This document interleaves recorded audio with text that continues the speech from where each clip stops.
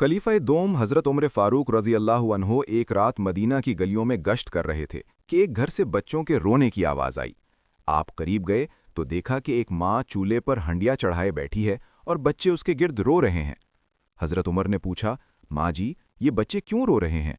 उसने दुख भरे लहजे में कहा, ए मुसाफिर, ये बच्चे भूख से तड़प रहे हैं। हंडिया में कुछ नहीं, सिर्फ पत्थर और पानी है। मैंने उन्हें बहलाने के लिए चूल्हा जलाया है ताकि ये समझते समझते सो जाएं कि खाना बन रहा है। ये सुनकर हज़रत उमर की आंखों में आंसू आ गए। आप फौरन बैतुल माल दौड़े, आटे की बोरी और खजूरें अपनी पीठ पर लादीं। जब आपके गुलाम ने बोझ उठाना चाहा तो आपने फरमाया, क्या क़यामत के दिन मेरा बोझ तुम उठाओगे?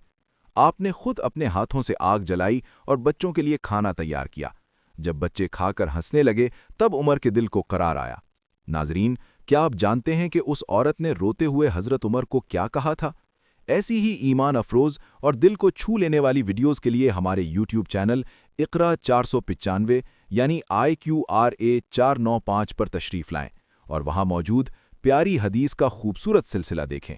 आपका एक विज़िट हमारे लिए बहुत कीमती है।